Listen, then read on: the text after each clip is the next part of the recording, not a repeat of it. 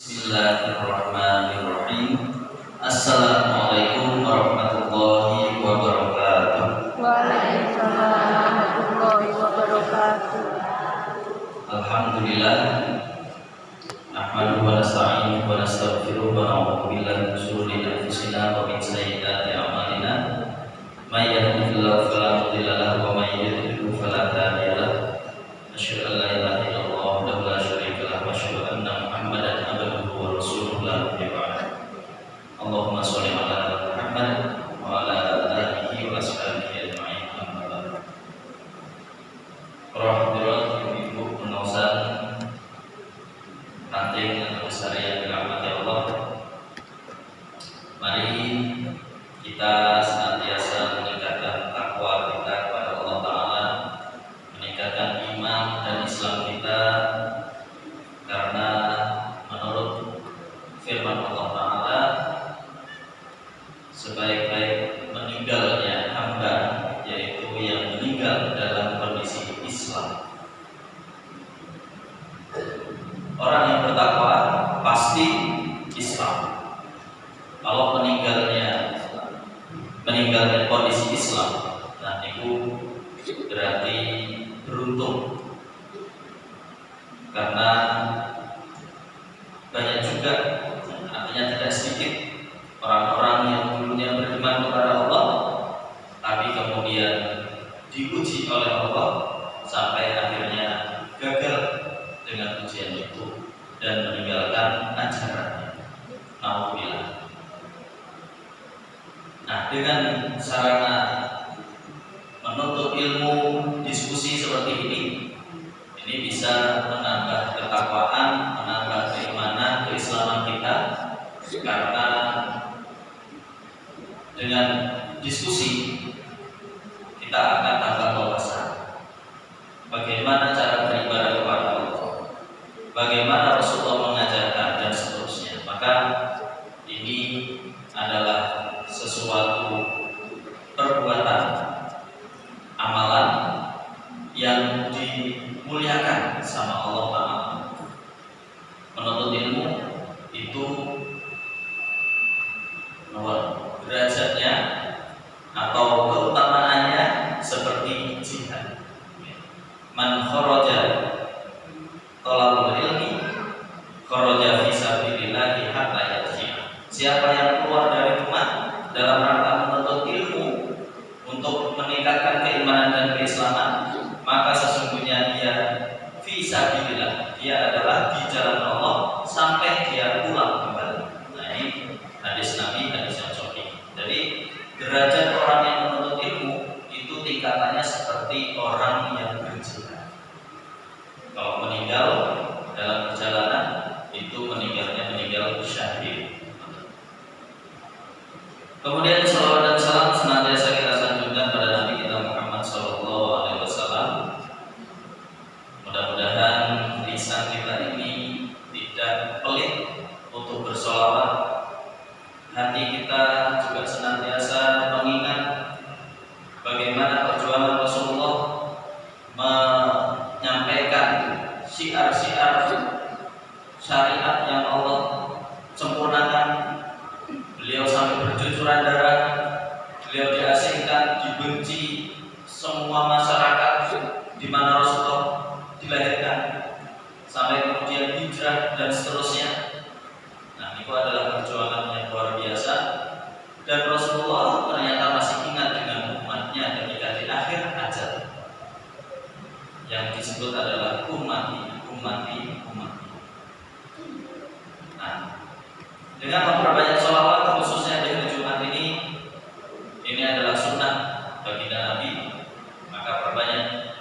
Sudah berapa kali sholawat kita lantunkan sampai detik ini? Adakah 10? Adakah 50? Atau ada 100? Atau bahkan lebih? Karena siapa yang sholawat atas Nabi, man sholat alaiya sallallahu alaihi wasallam. Demikian sabda Nabi menyampaikan, siapa yang bersolawat atasku, yaitu atas Nabi sallallahu alaihi wasallam sekali, maka Allah akan bersolawat atasnya 10 kali. Jadi kalau kita bersolawat sekali, Allah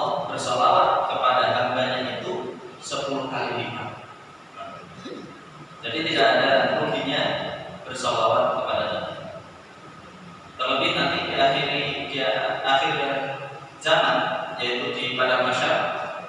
Nah, atau kemudian yang sudah dimasukkan neraka atau yang terancam masuk neraka, itu sama Allah diselamatkan gara-gara perbanyak sholawat atas Nabi Shallallahu Alaihi Wasallam. Para hadirin yang dirahmati Allah, tadi yang dibaca ini surat As-Saff dari ayat itu, dari ayat 9. Dari ayat 9. Baik, Allah berfirman, "A'udzubillahi minasyaitonir rajim. Ya ayyuhalladzina amanu, hal adullukum 'ala tijaratin tunjikum min 'adzabin alim." Wahai orang-orang yang beriman, maukah kamu aku tunjukkan suatu perniagaan yang dapat menyelamatkan dari azab yang pedih? Jadi ayat ini surat As-Saff ayat 10, Allah menekankan pada kita bahwa kita, Allah panjenengan sami, ini sedang melakukan transaksi sama Allah. Transaksi apa itu? Transaksi jual beli. Kita membeli, kita menjual, Allah membeli. Ini termasuk di dalam surat At-Taubah ayat 111. Mari mengenal. Inna Allah ashtara minal mu'minina anfusahum wa amwalahum bi anna lahumul jannah. Sesungguhnya Allah membeli dari orang-orang mukmin setiap apa yang mereka lakukan itu akan dibeli dengan kepingan surga. Jadi kalau kita saat ini bertindak, berbuat kajian seperti ini, Allah akan membeli dengan kepingan surga. Ayat yang tadi surat Taubah itu terusannya, yuqatiluna fi sabilillahi aw yuqtalun. Bahkan kalau seandainya yang dijual kepada Allah itu berupa jiwanya dalam medan perang kemudian meninggal atau bahkan menang, itu sama Allah tetap dibeli dengan surga. Maka yang meninggal dalam medan perang, kalau ini betul-betul di jalan Allah, niatnya untuk membela agama Allah, maka mereka akan dimudahkan langsung masuk surga tanpa hisab. Itu kalau meninggal dalam medan perang atau di medan jihad. Termasuk dengan sedekah berderma. Ketika kita sedekah dengan manusia, kita sedekah kepada orang lain, itu Allah membeli perbuatan kita ditambah pahalanya. Nah, ini adalah maksud atau makna daripada jual beli kita dengan Allah.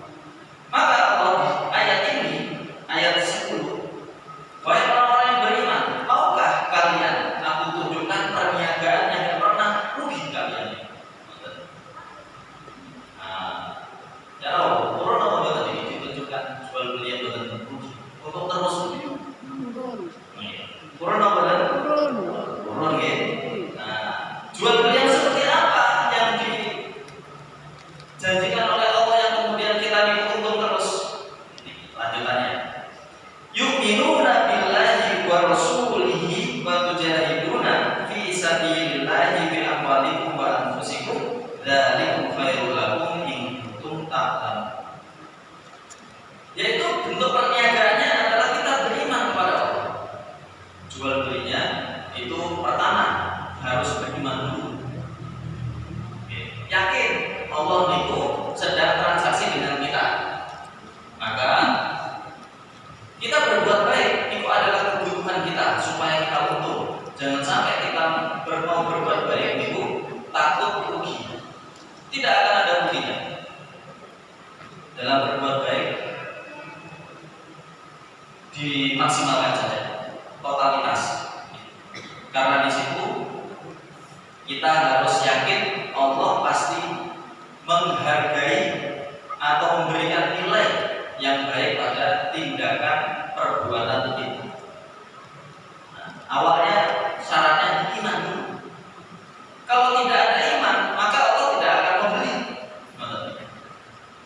Contoh, ada orang baik, suka sedekah, mendirikan sekolah, suka mengayomi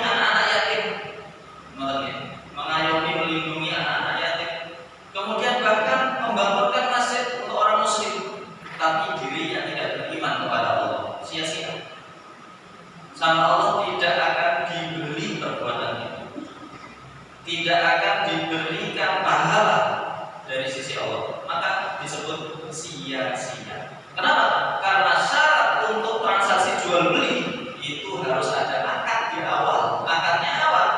Iman, yaitu syahadat. Syahadat itu mempersaksikan bahwasanya Allah adalah Tuhanku dan Nabi Muhammad adalah Rasul dan utusan Allah. Itu syarat pertama kali supaya transaksi jual beli berjalan. Makanya di sini tu'minuna billahi wa rasulihi, beriman kepada Allah dan juga beriman kepada Rasulnya. Nah, kalau sudah beriman pada Allah dan Rasulnya, kita setiap berbuat baik apapun itu tidak akan pernah ada ruginya. Tapi sakit mungkin sakit di dunia, tapi di surga di akhirat itu sudah disiapkan surganya. Contoh, ada syariat sholat rawatib. Sholat rawatib itu sholat qobliyah dan ba'diyah. Sholat rawatib itu jumlahnya 12. Pertama qobliyah subuh, ini 2. Kemudian qobliyah zuhur, ini 4 rakaat. Dan ba'diyah zuhur berarti 8. Terus 6. 8. Oke. 6 atau 8. Qobliyah subuh 2. Qobliyah zuhur 4. 6. Ba'diyah zuhur 2 berarti 8. Pada maghrib 2 10. Pada isya 2 12. Di hadis riwayat Imam Muslim disebutkan, siapa yang melakukan sholat rawatib maka Allah akan membangunkan baginya sebuah rumah di surga. Nah, bagi orang yang merasa butuh dengan jual beli dengan Allah ini, maka dia akan bersungguh-sungguh untuk menambah sholat fardunya dengan sholat sunnah, qobliyah dan ba'diyah yang disebut dengan sholat rawatib. Capek memang, tapi di dunia itu tidak nampak. Nanti di alam akhirat baru nampak. Oh, ini megah sekali, itu masih ya Allah rumahmu.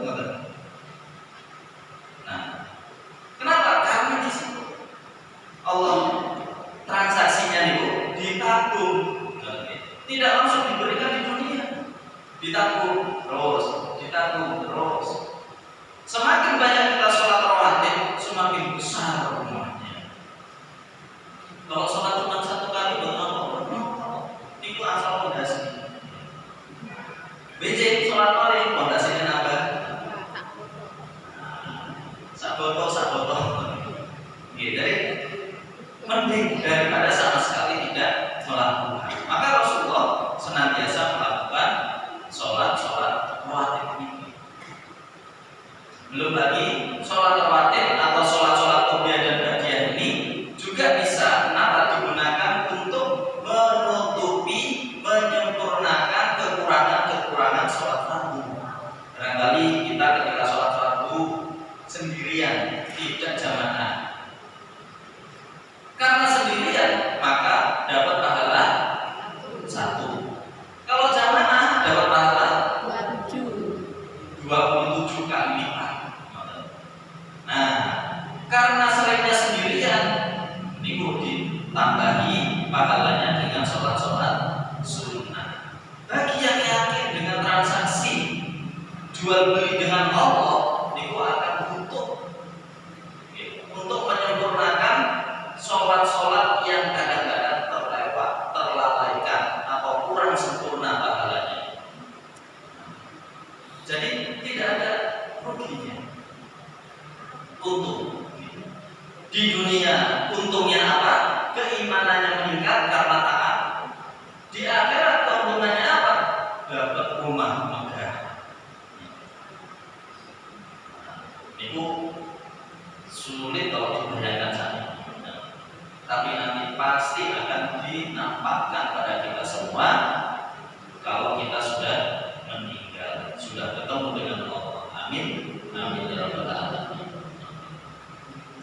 Baik, jadi ada transaksi jual beli. Begitu juga dengan sedekah. Begitu juga dengan mengayomi anak yatim. Begitu juga dengan memberikan makan fakir miskin. Begitu juga kita berbagi pakaian dengan orang-orang fakir miskin. Pakaian-pakaian kita yang ada di rumah, monggo Bu dipilih-pilih lagi mana yang dianggap masih layak pakai, kemudian tapi kita belum pakai. Dipilih, dibungkus plastik, diwrap, dibungkus plastik yang rapi, baru disedekahkan. Pakaian itu yang nanti akan kita temukan kembali di surga. Maka yang kita berikan jangan yang sudah tidak layak pakai, yang masih layak pakai dan yang masih bagus itu akan kita lihat. Ini kok ketemu lagi. Kalau yang kita berikan itu yang sudah sobek-sobek, kita itu pakaian yang lama. Pakaian yang didermakan itu nanti akan ketemu lagi dengan diri. Seperti itu. Nah, jadi syarat pertama adalah beriman dulu. Kalau tidak beriman, sia-sia.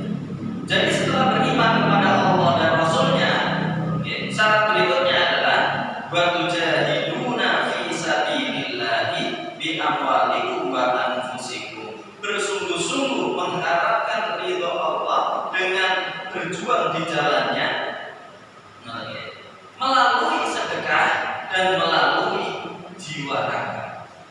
Kalau bagi yang kaya-raya bisa berjuang di jalan Allah melalui sedekahnya, bantu anak yatim sekolah, beasiswa, bantu anak-anak fakir miskin, beasiswa.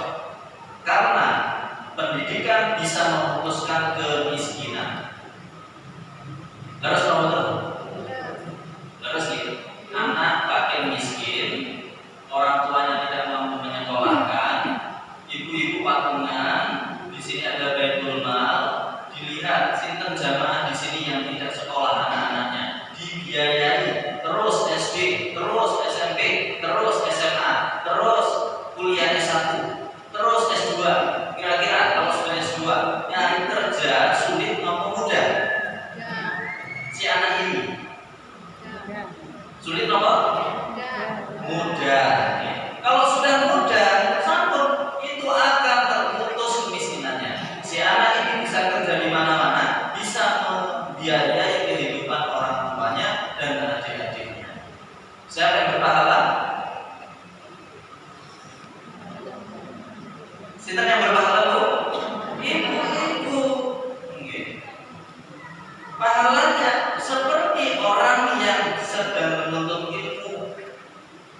Mandala ala khairin falahu mislu ajri fa'ilihi. Demikian Rasulullah bersabda. Siapa yang menunjukkan kebaikan pada orang lain, kemudian orang lain ini mengerjakan perbuatan itu, kebaikan ini, maka pahala yang menunjukkan itu seperti orang yang melakukan tanpa mengurangi pahalanya si pelaku. Jadi kalau ibu-ibu punya anak putra, ini bukan wajib untuk sholat di masjid. Dengan suruh aja sholat di masjid. Nah, sholat di masjid, ibu gak usah. Ibu gak usah di rumah saja. Nah, ketika anak ini berangkat ke masjid, sholat, ngaji, baca Al-Quran, maka pahala anak ini dapat. Ibu yang ada di rumah juga dapat pahala seperti yang diperoleh anak ini. Sempurna, tidak terkurang sama sekali. Niku kalau menunjukkan, apalagi membiayai. Yang dibiayai siapa? Anak orang lain karena nggak mampu. Itu juga dapat pahala seperti si anak ini bagaimana berjuang.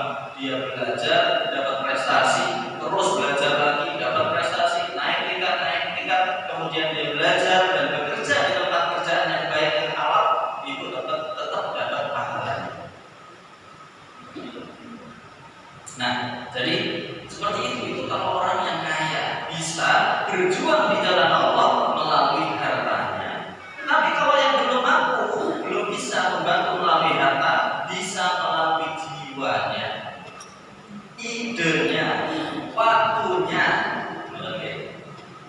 Kemudian oleh kreativitasnya, jadi mengajar.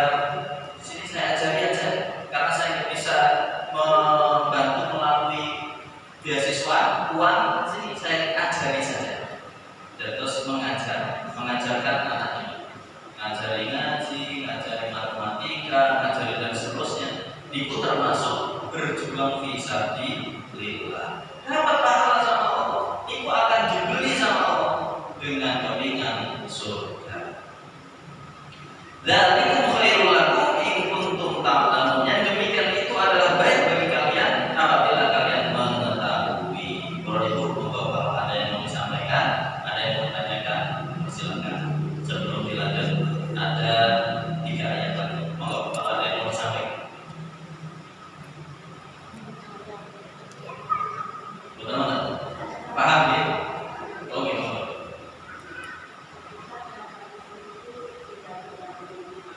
Oke.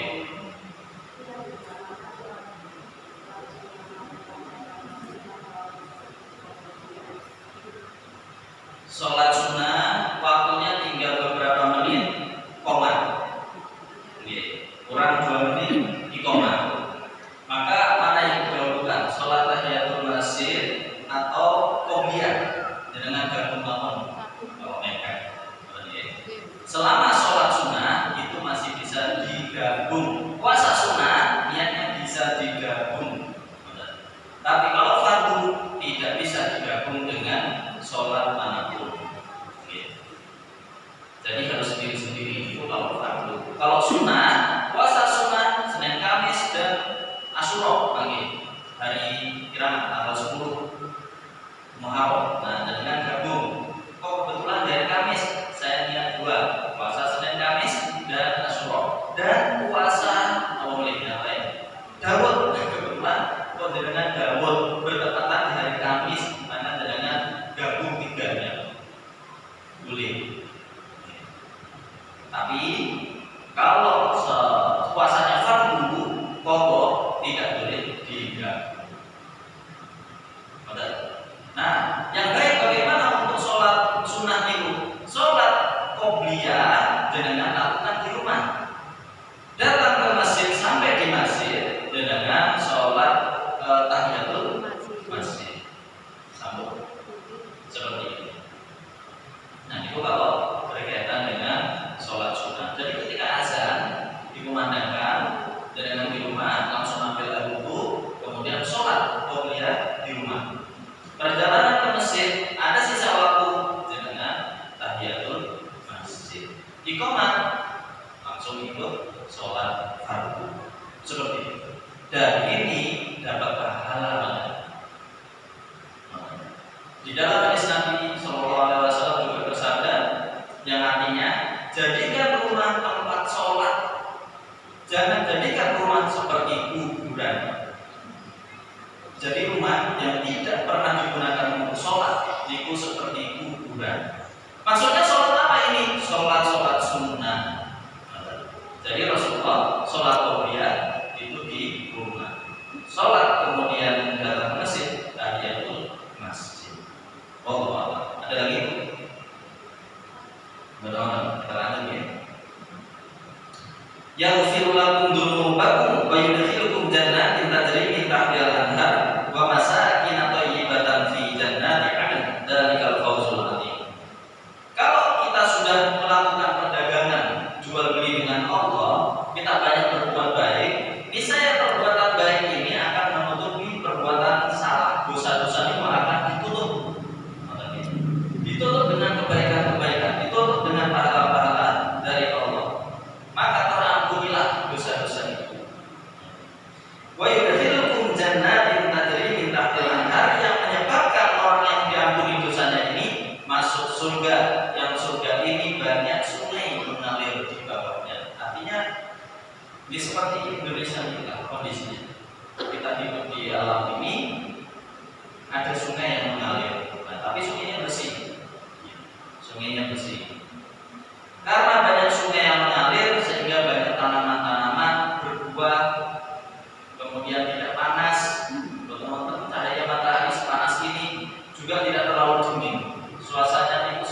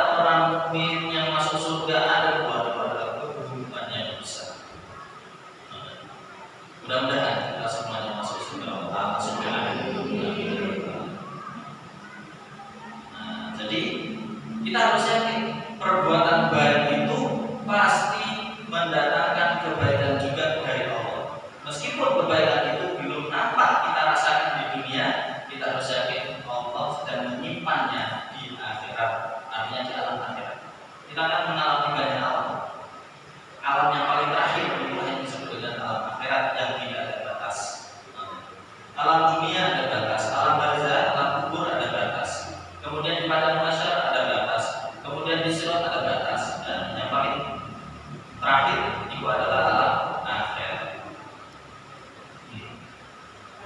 Monggo.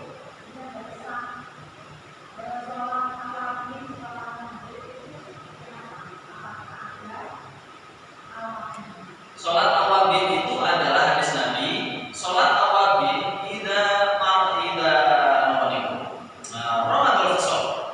Sholat awabin itu adalah ketika anak onta berdiri kepanasan. Itu berarti sholat duha yang menjelang waktu zuhur. Jadi kalau ada anak onta kemudian terkena matahari, itu masih senang betul. Nanti ketika sudah panas dia akan berdiri pindah tempat mencari yang teduh. Nah, sholat awabin itu adalah sholat di mana kondisi anak onta itu berdiri.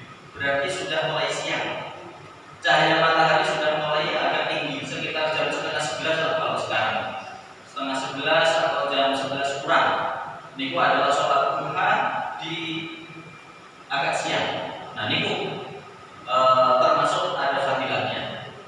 Karena Rasulullah menyampaikan waktu itu waktu yang tepat untuk sholat awabin. Jadi sholat awabin tidak ada dilakukan setelah sholat maghrib. Sholat awabin ini maknanya sholat duha, tapi dilakukan di agak siang. Kalau yang di awal waktu duha itu waktu duha memang, waktu duha. Kalau yang dilakukan waktu awal duha, kemudian setelah sholat subuh langsung dilakukan, itu namanya sholat syuruq. Jadi sholat syuruq adalah yang dilakukan di masjid setelah sholat subuh berjamaah, nyambung belum pulang, belum keluar dari masjid, waktu duha awal-awal jam pinten itu. Nah, itu melakukan sholat 2 rakaat. Hadisnya hadis Hasan dari Imam Tirmidzi kalau salah. Nah, tapi Rasulullah belum pernah melakukan sholat suruh ini. Jadi Rasulullah belum pernah, cuma bersabda saja, bersabda. Jadi siapa yang melakukan sholat suruh, niscaya pahalanya seperti melakukan ibadah haji dan umroh sempurna. Yang beliau lakukan adalah yang sering beliau lakukan di riwayat Imam Bukhari dan Imam Muslim. Setelah sholat subuh beliau menetap di masjid sampai waktu subuh beliau baru pulang. Nah, tidak melakukan sholat 2 rakaat, tapi melalui secara lisan beliau menyampaikan sholat keutamaan daripada sholat subuh tadi. Nah, kalau sholat awabin itu adalah sholat duha ketika sudah mulai terik matahari. Seperti itu. Monggo.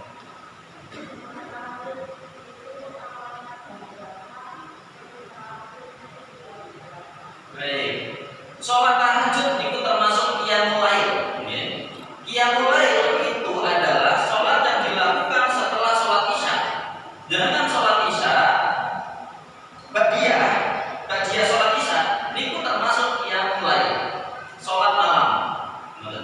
Pokoknya dengan setelah sholat isya, assalamualaikum, kok sholat lagi, namanya qiyamul lail. Seperti itu. Qiyamul lail itu ada 2 jenis. Yang pertama, qiyamul lail yang pada umumnya di bawahnya setelah sholat isya belum tidur dilakukan, itu qiyamul lail. Kalau setelah tidur dilakukan, maka itu namanya tahajud. Tahajud dilakukan kapan? Setelah bangun tidur. Dengan tidur jam 8, jam 11 bangun, dengan sholat, itu namanya sholat tahajud. Tinggal waktu yang utama itu yang jam berapa? Waktu yang utama itu adalah 1/3 malam. Terakhir berarti kalau isya itu jam 7, berarti sekitar jam 3 jam 2 lah. Jam 3 itu sudah waktunya 1/3 malam terakhir. Karena subuhnya jam 3 atau jam 2. Dengan bangun jam 2 langsung dengan lakukan tahajud.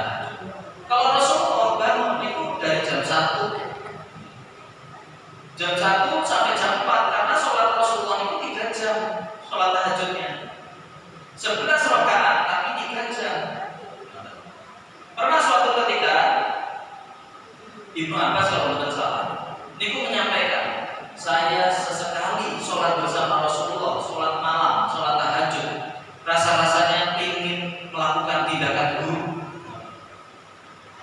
yaitu ingin meninggalkan Rasulullah sholat sendiri, artinya ingin melipir pergi. Nah, kenapa? Saking lamanya. Jadi Rasulullah melakukan sholat itu 3 jam. Karena 1 rakaat yang dibaca surat Al-Baqarah sampai selesai.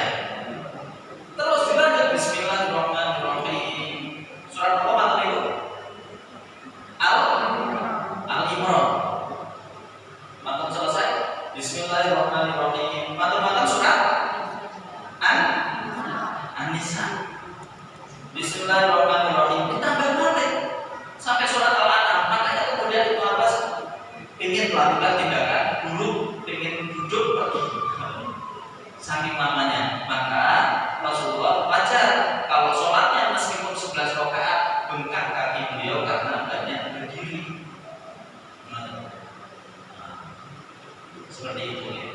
Kami juga pernah sholat, tapi bukan seperti itu namanya. Ini saking lama sudah 1 juz berdiri, karena kalau di Mesir itu sholat taraweh 1 rakaat 1 juz, 1 rakaat 1 juz, dan bacaannya ini pelan. Wah, ini lama sekali. Mata-mata besok nggak kesini lagi. Langsung bertanya, di mana masjid yang singkat jelas padat?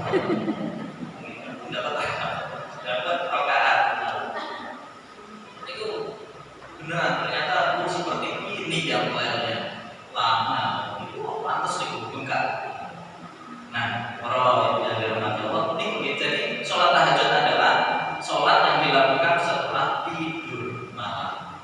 Kalau dengan lakukan sebelum tidur malam, itu adalah qiyamul lail. Sholat tarawih itu termasuk qiyamul lail. Tapi kalau dengan lakukan setelah tidur menjadi sholat tahajud. Baik, seperti itu. Waktu yang paling utama sepertiga malam terakhir, jam 2 atau jam 3. Kemudian nanti kalau sudah selesai, sunah nanti itu menunggu subuh sambil berbaring menghadap kanan. Menghadap kanan, menunggu subuh, berbaring meluruskan tubuh. Karena beliau capek. Nah, kalau kita belum capek karena cepat. Baik, ada lagi. Nah, itu adalah cara tahajud beliau. Nah, kalau kita semampu kita pun sampai paksa, jangan sampai memaksa. Kalau memaksa nanti malah keberatan, akhirnya sebelum sholat, nah, tidak boleh. Jadi ittaqullaha mastata'tum, bertakwalah kepada Allah sesanggup kalian, sesanggup kita. Kita sanggupnya cuma setengah jam, maka dilakukan 11 rakaat, tapi setengah jam, yang penting sudah melakukan. Sanggupnya cuma 2 rakaat, tidak mengapa, 2 rakaat, kemudian ditutup dengan witir. Witir berapa rakaat tuh? Paling cepat minta rakaat 1. Sama nanti nyoba 1. Coba tuh, saling merasakan banyak juga ya. Oke, jadi 1 rakaat itu sudah witir. Rasulullah lakukan seperti itu 1. Kalau mepet 1. Pernah beliau melakukan 5 rakaat? Monggo kalau tahu. Pernah coba belum? Belum. Sami ya. Di riwayat hadisnya ada. Siti Aisyah melihat Rasulullah pernah sholat witir 5 rakaat. Tapi 5 rakaat, Pak aja berat, Pak keliru. Kecuali kalau terlupa, terlewat tuh waktunya tadi lewat. Gitu. Witir sebelum tidur, gitu. Itu berarti yang mulai dengan tutup dengan witir. 1 selesai. Nanti kalau bangun tidur lagi dengan sholat 2 rakaat atau 4 rakaat atau 5 rakaat tanpa witir, boleh. Gitu. Tanpa witir. Kenapa? Karena witirnya sudah dilakukan sebelum tidur. Itu yang tentang witir. Boleh bukan kalau witir balik. Di sini ada perbedaan pendapat. Ibnu Abbas menyatakan boleh karena arti witir adalah penutup sholat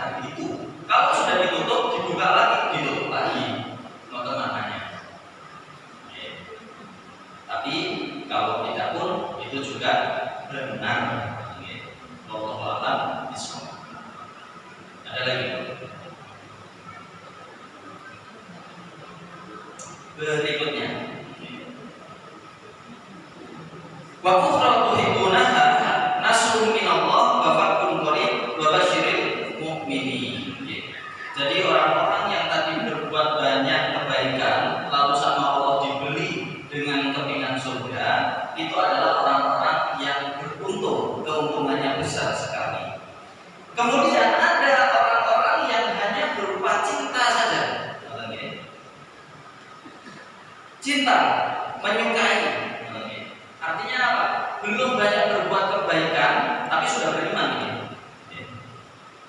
Sudah beriman kepada Allah, tapi belum sempat berbuat banyak. Lalu dia tinggal menolong para mujahid-mujahid Allah, menolong.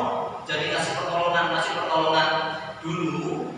Orang-orang Mekah, orang mukmin Mekah hijrah di Madinah, ditolong oleh orang-orang Ansor. Orang-orang Ansor itu menerima dengan sukacita, dengan ridho, rela, pokoknya hidup bersama para muhajirin. Nah, inilah yang kemudian wa ukhra tuhibbunaha. Ada orang yang lain yang belum banyak berbuat, tapi kemudian mencintai orang yang banyak berbuat tadi.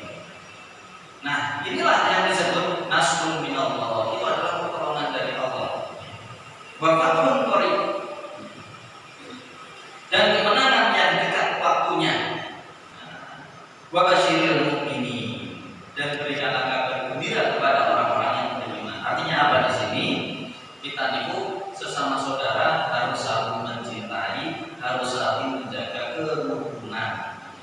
Jangan sampai pecah atau jangan sampai bertengkar gara-gara perbedaan tata cara beribadah. Yang ibadah ini karena hal yang cabang. Hal yang cabang itu seperti apa? Seperti perbedaan imam mazhab. Mata Imam Syafi'i katanya sentuhan dengan lawan jenis wudu, tapi mata yang lain kok enggak wudu. Kemudian yang katanya pegang Quran kalau dalam kondisi uzur enggak boleh, tapi yang lain kok membolehkan seperti itu. Ini hanya bagian cabang. Yang asal, yang prinsip itu yang apa? Yang prinsip itu adalah rukun iman dan rukun Islam. Ini yang tidak boleh berbeda. Rukun imannya ada 6, harus kita yakini. Nah, jangan sampai kita enggak 7 ya Allah 7. Ini salah. Rukun Islam ada 5, pun ditambah atau dikurangi, kok digawanya Allah. Ini perbedaan di prinsip. Tapi kalau perbedaan di cabang-cabangnya itu karena perbedaan penafsiran hadis Nabi dan penafsiran ayat Al-Quran. Barangkali itu dulu, nanti bisa dilanjutkan ya. Kurang lebihnya mohon maaf, kita skor-skor di skor dengan bacaan hamdalah. Alhamdulillah.